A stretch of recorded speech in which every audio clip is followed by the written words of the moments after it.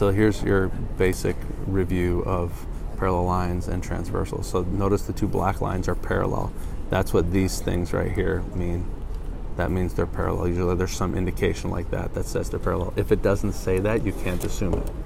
But if they are parallel, then you have sets of equal angles. You know that these angles right here, those are alternate exterior, and those have to be equal to each other. This and this are vertical, so they're equal. This and this one and this one are alternate interior, so they have to be equal.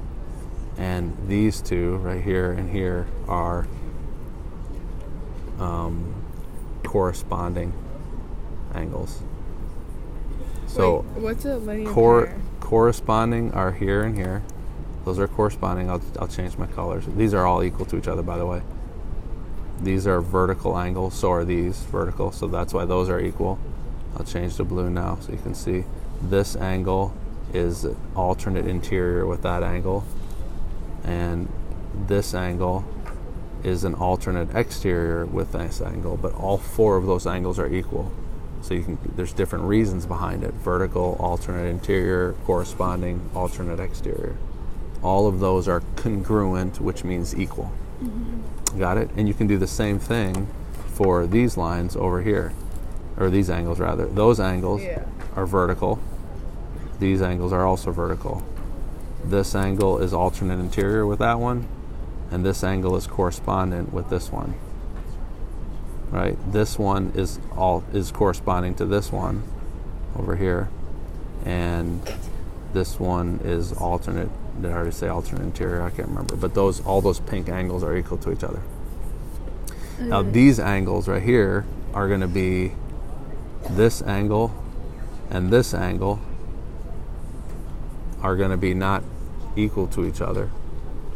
Those form a linear pair, meaning they add up to 180, or they are supplementary. All of those things so consecutive and a linear pair. Consecutive angles or a linear pair. So they're the same thing. No, they're not. They're technically not. These aren't technically a linear pair because they're not sitting right next to each other. But yes, they add up to 180. Okay. These two angles. Sorry, I'm getting a little busy here. Let me start over. This angle right here and this angle right here are called a linear pair because they together make that line. See how this whole angle is a line? These two make it a linear pair? Yep, we've got lots of linear pairs. Those two angles, that one and that one, make a linear pair.